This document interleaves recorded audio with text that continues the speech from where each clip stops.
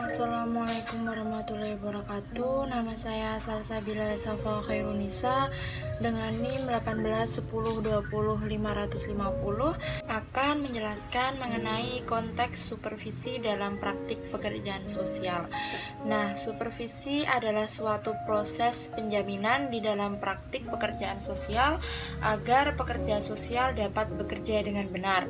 Tujuan dari adanya supervisi sendiri yaitu untuk menjamin proses pemberian layanan kepada klien agar dapat berjalan dengan efektif dan berkualitas.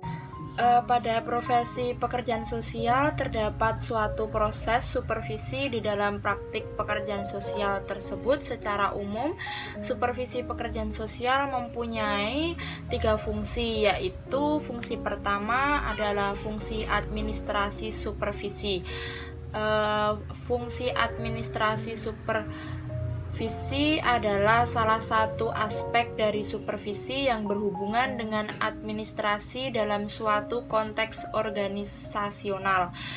Tujuan dari adanya supervisi administrasi ini yaitu untuk menjamin kualitas pelayanan yang diberikan terhadap klien sesuai dengan kebijakan dan prosedur yang terdapat pada lembaga tersebut. Selanjutnya, yang kedua ada fungsi edukatif. Supervisi edukatif adalah salah satu aspek dalam supervisi yang berkaitan dengan pemberian proses pembelajaran dan penguatan dari seorang supervisi kepada supervis. Tujuan dari supervisi edukatif ini adalah memberikan transfer ilmu, yaitu skill, attitude, dan knowledge kepada supervis. Selanjutnya yang ketiga ada fungsi dukungan supervis. Dukungan atau suportif merupakan salah satu aspek dari supervis yang berfungsi untuk memberikan dukungan terutama dengan moral kepada supervis, di mana sang supervisor menyemangati supervis jika pada suatu keadaan supervis mengalami masalah yang sangat berat dan dia benar-benar membutuhkan dukungan dan semangat dari orang yang bisa dipercaya untuk membangun supervis agar merasa lebih baik dan tetap tenang di dalam melakukan pekerjaannya. Dalam praktik supervis pekerjaan sosial tentu saja di dalamnya akan terdapat suatu hubungan antara supervisor dan juga supervis. Hubungan antara supervisor dan supervis pada hakikatnya adalah suatu hubungan yang sangat baik di dalam praktik pekerjaan sosial. Dengan adanya hubungan yang harmonis di antara supervisor dan supervis, maka proses pemberian layanan terhadap klien pun akan berjalan secara baik dan efektif pula. Seorang supervisor haruslah bekerja sesuai dengan protokoler dalam prosedur yang menyangkut kode etik supervis yang tentunya tanpa menghilangkan atau melupakan nilai etika pekerjaan sosial itu sendiri. Prinsip etikanya adalah supervisor harus mengutamakan tujuan untuk membantu pekerjaan sosial sebagai supervis yang membutuhkan dan memutuskan pada permasalahan sosial yang terdapat pada diri klien pekerjaan sosial tersebut. Terdapat 3 kualitas keadaan yang mendasari relasi supervisor yang baik.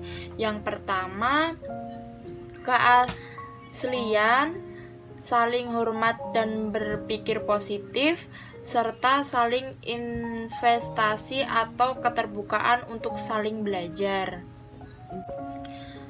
Nah, selanjutnya saya akan menjelaskan mengenai materi kelompok yang saya presentasikan kemarin, yaitu menjelaskan tentang peran supervisor dalam fungsi administratif. Pengertian lembaga sosial.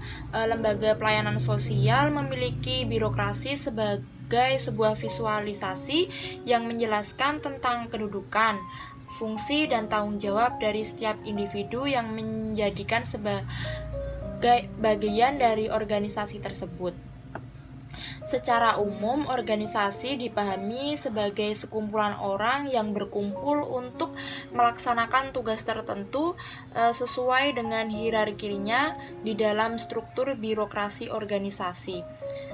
Fungsi administrasi supervisi yang pertama ada rekrutmen dan seleksi staf, kemudian yang kedua ada perkenalan dan penempatan staf, yang ketiga ada perencanaan kerja, yang keempat ada penugasan kerja, yang kelima ada pendelegasian kerja, yang keenam ada fungsi koordinasi, dan yang terakhir ada fungsi komunitas.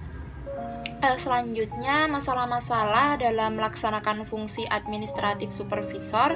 Yang pertama ada masalah yang berkaitan dengan kewajiban supervisor sebagai perwakilan lembaga. Kemudian yang kedua ada masalah yang berkaitan dengan kewenangan dan kekuasaan. Kemudian ada jenis-jenis dan kekuasaan supervisor. Yang pertama ada coercive power, yang kedua ada referent power, yang ketiga ada expert power, yang keempat ada revert power, dan yang terakhir ada legitimate or positional power. Selanjutnya saya juga akan memberikan contoh bagaimana proses supervisi pekerjaan sosial. Di sini saya memberikan contoh pelaksanaan supervisi di BRSPP.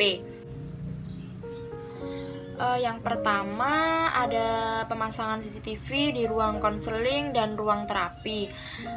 Penggunaan CCTV ini bertujuan untuk melihat dan memantau proses pertolongan terhadap klien. Apabila pekerjaan sosial atau klien melakukan perbuatan yang tidak pantas akan terekam melalui CCTV ini yang nantinya dapat dimintai pertanggungjawaban. Selanjutnya yang kedua, supervisi dilakukan setiap hari. Proses supervisi sebenarnya dilakukan setiap hari ketika seorang pekerjaan sosial akan bertemu dengan klien.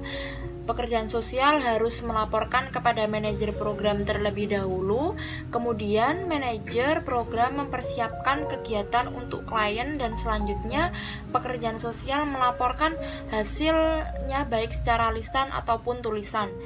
Yang terakhir, yang selanjutnya diadakan case forense, yaitu pertemuan yang dilakukan sebulan sekali untuk membahas permasalahan yang dihadapi klien, hambatan atau kesulitan yang dialami pekerjaan sosial. Hal ini dibahas secara bersama-sama dengan pekerjaan sosial yang lainnya. Dalam case forense ini juga dibahas solusi yang tepat untuk menangani permasalahan atau hambatan yang dialami tadi. Diskusi ini bersifat terbuka. Sekian presentasi yang dapat saya sampaikan. Kurang lebihnya mohon maaf. Wassalamualaikum warahmatullahi wabarakatuh.